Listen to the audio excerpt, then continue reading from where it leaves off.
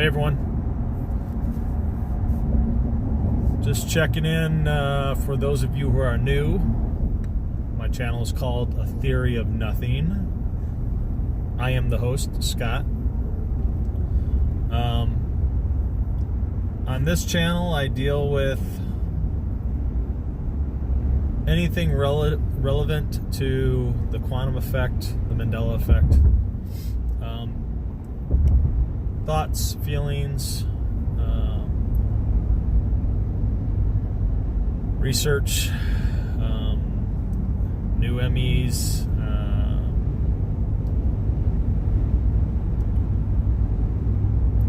I try to do stuff in my videos not just as a soapbox to stand on and push my own emotional agenda onto the world.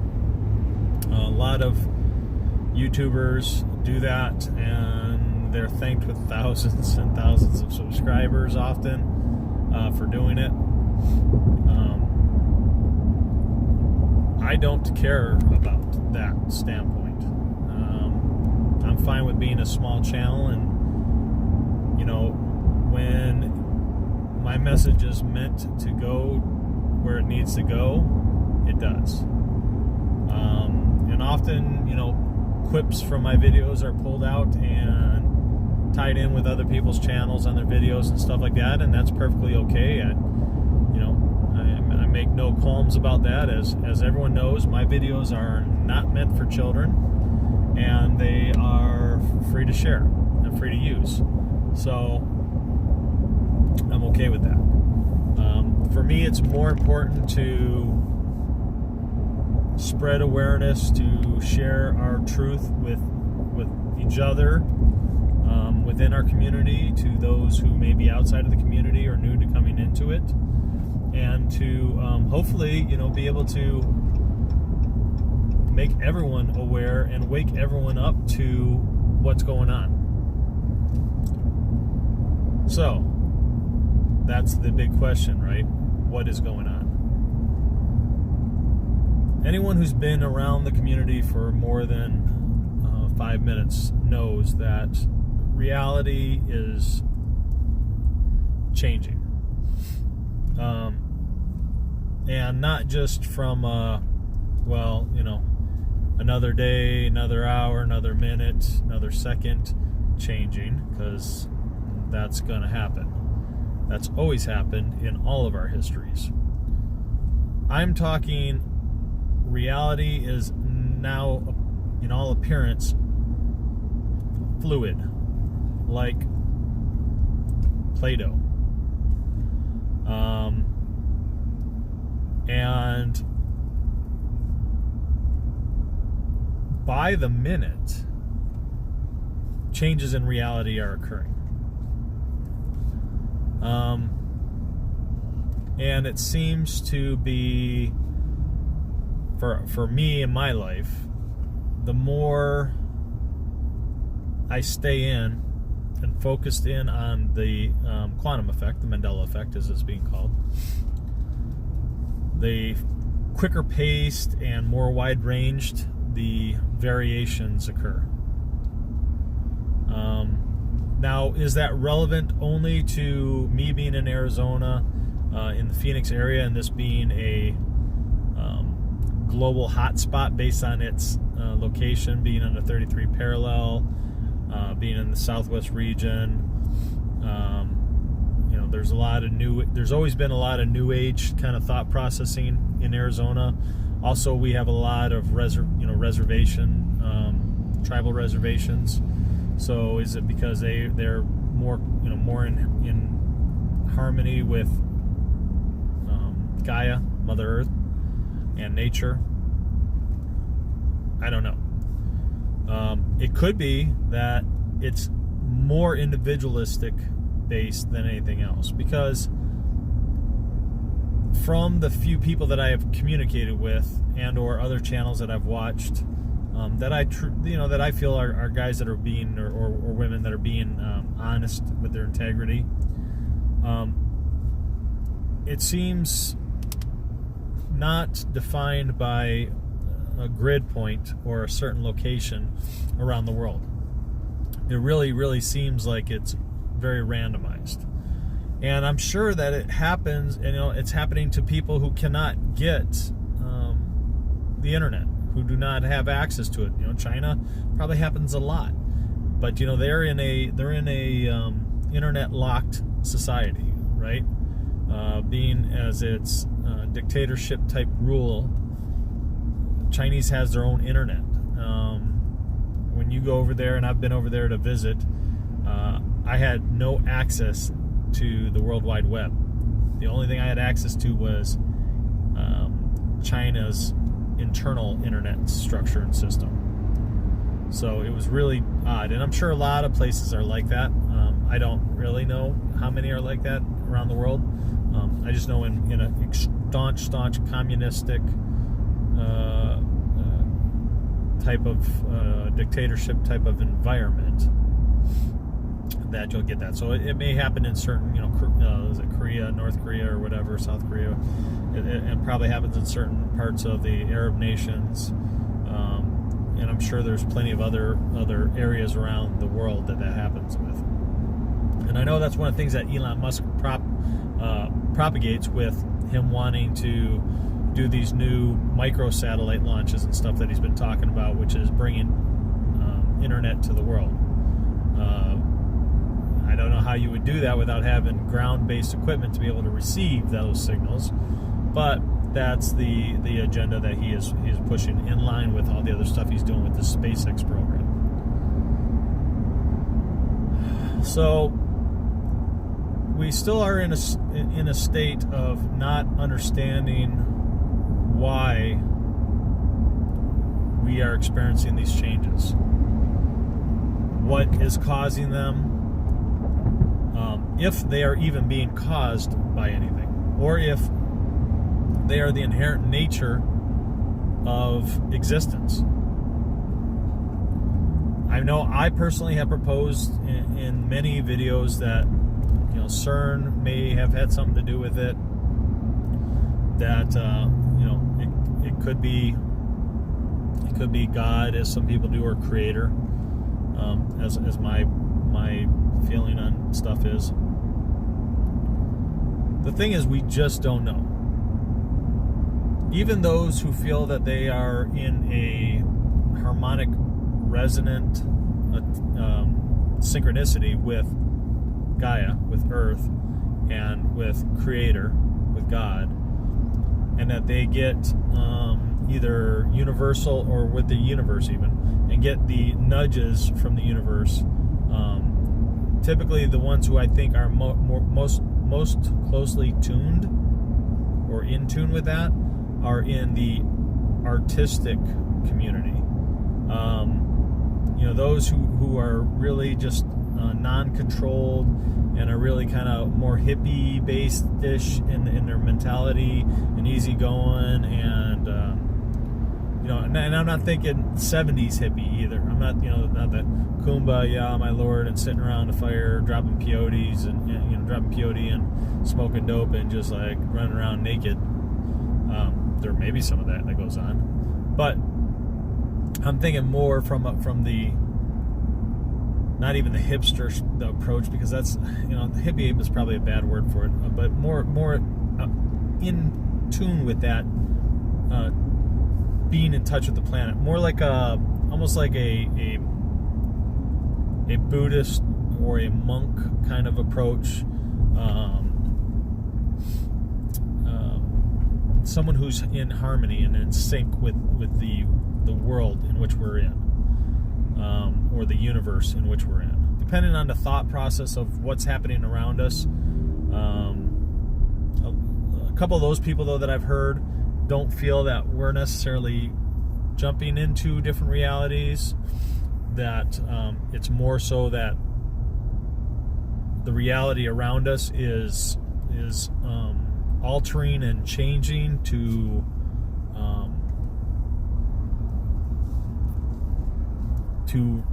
elevate us to the next dimension of existence, and up into the fifth dimensional thought process of things. And the message is there for everybody to tune into it and everybody to get their mind open to it and to understand it. And the only thing is, a lot of them in the art community don't necessarily understand the quantum physics aspect of it. I know there is one lady, and for the life of me, right now I can't remember her name. But if you guys haven't gone and checked out the Southwest Mandela Effect Conference, please do so. There's been several speakers. Chris Sinatra was on there. So if you go to the Quantum Businessman channel, he has a link to there. Dark Wolf's Den is the one who set it all up in Idaho, I believe. And there's several other speakers that have been in there, and they all have good points, and they all bring different perspectives to it. Unbiased and on the fence, Shane was there, and a couple other keynote speakers that I just am not overly familiar with. One of them being an artist. She was like the last one to get loaded up, and they only did part 1 of part 2 yet. But even her, from an artistic standpoint, she actually has researched into quantum physics. And so she does have a deeper, more esoteric understanding of how she's always been connected kind of with the universe, and how that crosses paths harmoniously into quantum entanglement.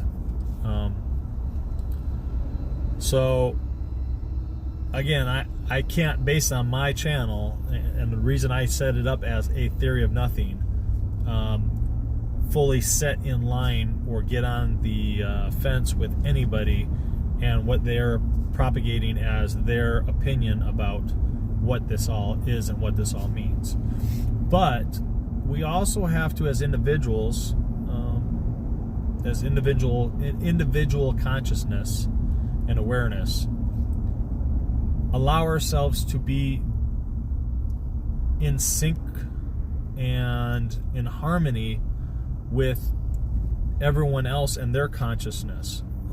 Everyone who's aware and their consciousness, which is also in tune with the universal consciousness that we all feel we come from. Now, the universal consciousness, in my opinion, is Creator.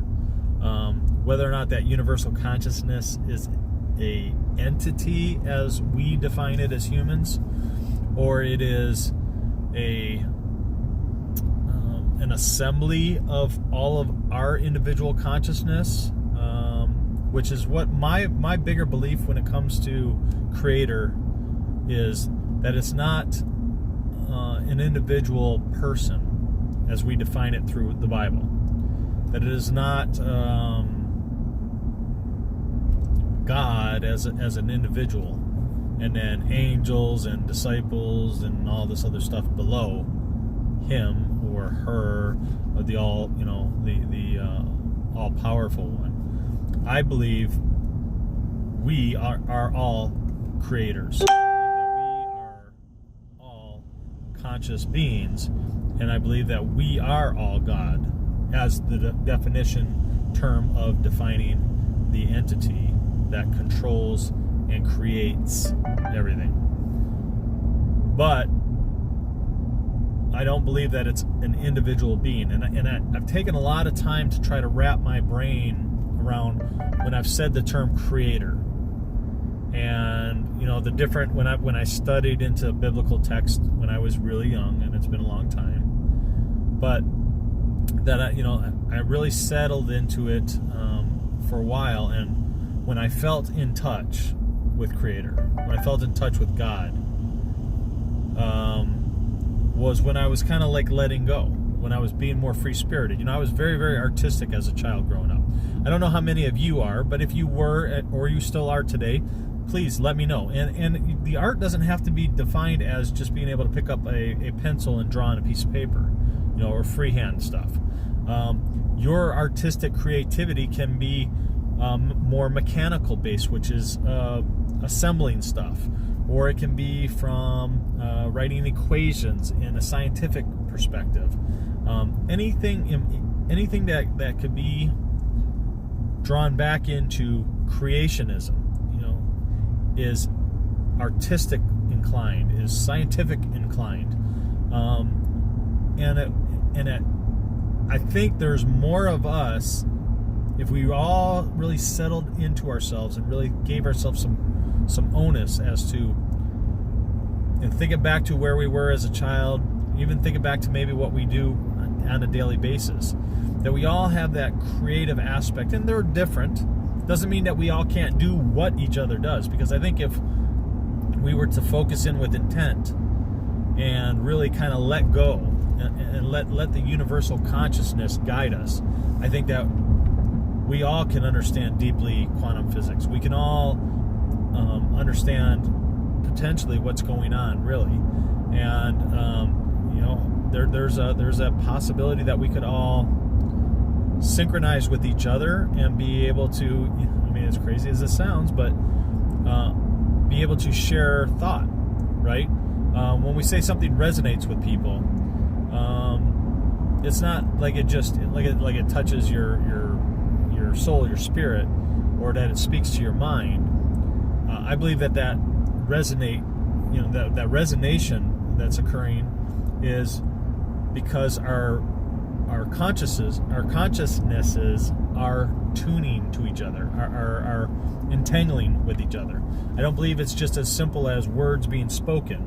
I believe that words are words, and I think that they're resonating, that it is sitting with us at a deeper level. And I know I'm saying a lot of ums because I'm initializing my thought process and trying to allow myself to speak from not myself, from the universal consciousness intertwining with myself, as it were. Now, you guys can all have a varied opinion about this, and you don't have to agree with me on any of this stuff. But I really, like I said, I've been spending a lot of time, and I've been doing some light experimentation with it, of trying to let things go a little bit more, and allowing myself to kind of be driven more spiritually. And when I'm doing that, I think, well, I'm not gonna say I think, I feel like things are beginning to better align themselves with where they need to go, with the direction that they need to take to get to the end of the path of where I need to end up. Now, it could be physical guiding at this point with some things in my life and my Ruth Ann's life that's aligning up for us a little bit. Or it could be an awareness in consciousness, a deeper awareness in consciousness. Leveling up, as it were, as some people are talking about it. I've always had this when I was, into understanding the Bible a little bit more when I was younger and stuff like that, and all the different things I'd experienced with ghosts and demons and angelic type of spirits, guardian angels, all that stuff. Like, I've always had, I don't remember if I've ever touched on this in a video, but I've always had this sensation, this feeling that came over me, that anytime I looked, like when I looked deeply into a mirror and I looked into my eyes, I wasn't seeing me. And I do not know if that makes sense to you guys. I've always kind of felt like I've had this, for lack of a better term, guardian angel, protective spirit. And lately, for whatever reason, videos have been, and I haven't spoken anything like this out loud until this video, that my YouTube feed has been getting pinged with different creators talking about time travel.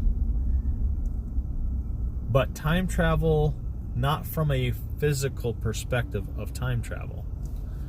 Time travel from our current conscious state and our future conscious state being able to go back to our past conscious state and nudge, advise, alter faith of reality or whatever, and perhaps and they're saying that we can do that because of time in the enlightened state has no basis. There is no past, present, and future outside of the corporeal form. This being the corporeal form that we're in right now, but in the quantum form, in the enlightened form of conscious awareness and true conscious existence, there is no time. Therefore, based on quantum entanglement, your conscious exists in all states at the same time and would have the ability to communicate with all variations of yourself. So it is potentially possible that when I was seeing through into myself as a child, and I thought I was seeing, in my eyes, that I was seeing either, I always said it was my protective demon, not my protective angel, because it really, really protected me when I got into some situations that were dark situations and things like that. And it wasn't always by means of hurting someone else, but if someone crossed me and it became more of a physical threatening situation. I used to have blackouts as a kid, and I could never understand why I would black out. But after listening to a couple of YouTubers talking about it, it resonated with me to the point of saying, well, maybe me blacking out wasn't just me going to that dark place, and just going offset, that it was actually my and I always said it was my spirit protector, right? My spirit animal, my spirit protector, my guardian angel, my guardian demon, whatever it may be, whatever term you want to put on it, was defending me or defending the situation. And it's happened in blackouts with fighting situations, as well as driving, being over intoxicated, and different things like I've talked about a little bit in some other videos when I thought maybe I died. All those different things. And perhaps that is that spirit, that energy, that entity that I thought I was seeing was not actually anything other than myself, my true conscious self from future communicating with my past self through entanglement. That is a possibility. That is a very strong possibility. Now, I can't go affect someone else. It's not like I'm tying into the past, taking over my past body forever and saying, I'm going to change the future, and now I have all this knowledge, and woohoo, I'm going to be a rock star millionaire, or I'm going to blow up the planet, or whatever. It's not like I'm doing any of those things. I don't think we have that. I don't necessarily think that we can do that, at least at the understanding that we have of things. Now, and I also don't think I can go back and affect, global events or anything that would be against the universal consciousness, the Creator.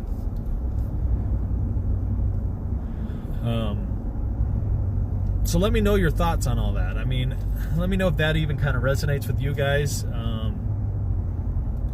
Again, not saying we, as a physical sense, are God, but there's a lot of things that talk to and allude that, scriptures that were left out about Jesus and some of his teachings, and that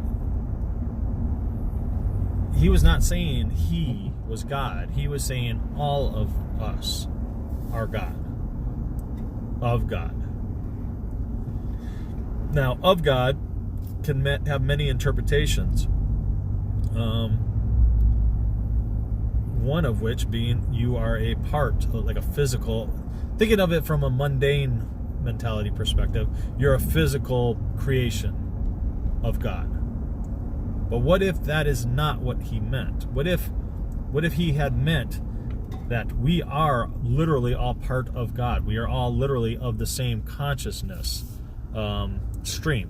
And that doesn't mean that we are all one consciousness and then we're just little microbes parts that just drifted away and then implanted themselves in these bodies. It could mean that. But I think that there's a collective of our consciousnesses that all work in sync and in harmony with each other,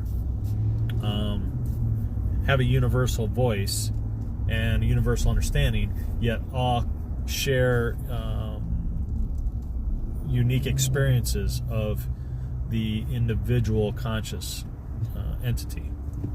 And this is just a postulating thought that I have, theory of nothing, as it were, which almost alludes to becoming a theory of everything if it is the truth.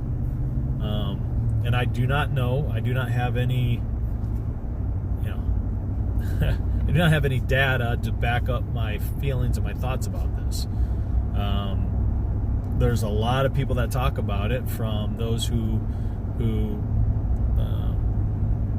preach Buddhism to those who are like Alan Watts, and a lot of those guys, I think, are more in tune with this whole thing and these teachings.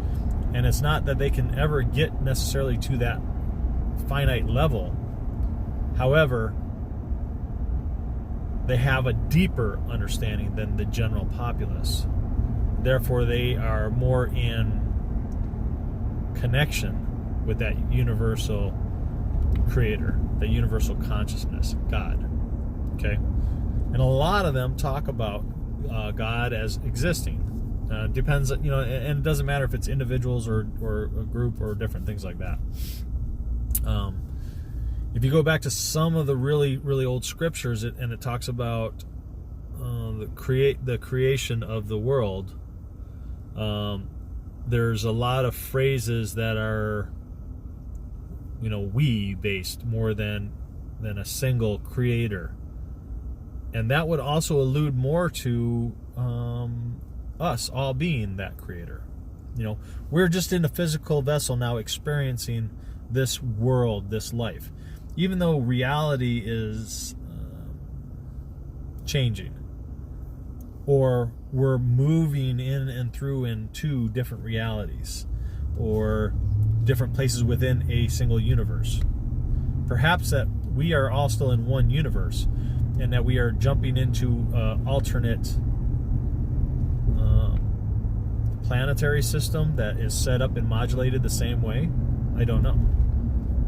Or string theory of multiple dimensions, multiple realities, still all a single universe.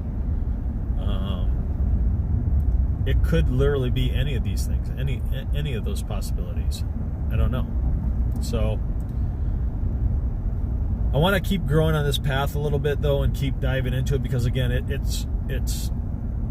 it rounded back the whole thought about, well, God, what is God in the biblical sense? Is the fear mongering that we're taught growing up. Do right or you're going to burn in hell. And then if you do right and everything's good, well, then you'll see all of the people that you loved in your life, and they'll all be there. And all the people who are bad are going to go to hell, and then they're going to be in hell for eternity. Well, not eternity until God vanquishes hell. Once hell on earth, once the gates of hell are opened back up, and all of those are freed to come up to the earth and rule for whatever 7 years, or the equation of whatever it works out to in timing, and then God's going to finally go and wipe out all of existence. So therefore, the only ones who are going to still be alive and aware will be in a non-corporeal form, in existence with God and family and friends and heaven and whatever. Well, what if this heaven is really the collaborative consciousness of all of us? And what if all of us, again, are conscious and are God, and are all in essence, while being part of the creative consciousness, are able to manipulate the system and are able to do things like create the world and all that kind of stuff. It's very likely that the world was created in 7 days, and perhaps we're all part of that consciousness that did that. and that we are able to reincarnate and go through lives over and over again because we return to the consciousness and then we choose to come back and relive out life. Now, we don't look the same. We're not necessarily a man or a woman when we come back, but that we have that ability if we're truly entangled with Creator and with God, and then we have that ability to come back. Not putting myself up on a pedestal or any of you up on a pedestal. I'm saying that we need to be aware that it doesn't make sense for Alpha Omega, Creator of all things and everything, to be so vain and arrogant. Vain and arrogance is a humanistic quality, right? It's the skin suit quality. And the thing about, okay, well, you can live your whole life and do this good so that you can die and go to heaven and worship at the feet of God. I mean, get past all of the damning things that God's been blamed for allowing to happen or doing to the world. A creative energy, more aware than anything. Why would that being, for lack of a better word, be so arrogant, to use a human term, that they would create other beings to worship them? That's very human, very, very human thought process. Very, very microcosmic thought processing. And I'm almost 100% sure within myself and my own truth that that is all complete BS and it is all incorrect. It would more so stand to reason, being able to see all your loved ones and all that stuff, that you don't necessarily physically see them, but you're in tune with the consciousness. So everything becomes thoughts and feelings and scenes and smellings and hearings and all the different things. And yes, I know I'm not using proper grammar, but go with me on it. And perhaps we, thinking of reincarnation for a minute, perhaps we are not forced into this reincarnation. Perhaps we are choosing to continue on, that we have maybe lessons to learn, that we have more experiences we want to do, and things are difficult because we are choosing to come back here. Now, this could also bleed into and cover like the Palladians' theory of everything, right? That we're from star system XYZ, whatever, and we've chosen to come here to observe Earth in its awakening process. Well, perhaps that is some base of reality, because if we are all of this master consciousness, this creative energy, this God, it is very possible that we could be a Palladian, and we could be a lizard person, and we could be good, evil, or anything. And it's also possible that good and evil doesn't even exist, and that it was created by us, by universal conscious, to have that experience happen. I don't know. I mean, there's evil in the world. There's bad in the world. There's some really rotten people on this planet. Well, that's a for sure. But it doesn't mean that we didn't take part, or create or take part in putting that evil, that bad here, for the purpose of an experience, for the purpose of enlightenment and awareness. And that, this may all be just a game for us to be playing, that we're here to understand things and to grow. So, anyhow, that's it for now. Let me know your thoughts in the comment section. Also, if you want to, you're welcome to email me. There's a link on my actual YouTube channel under the About section to my email address. It's also a.theory.of.nothing@gmail.com. So until the next video, I've been your host, Scott, and please be aware, be open-minded, and let me know your thoughts.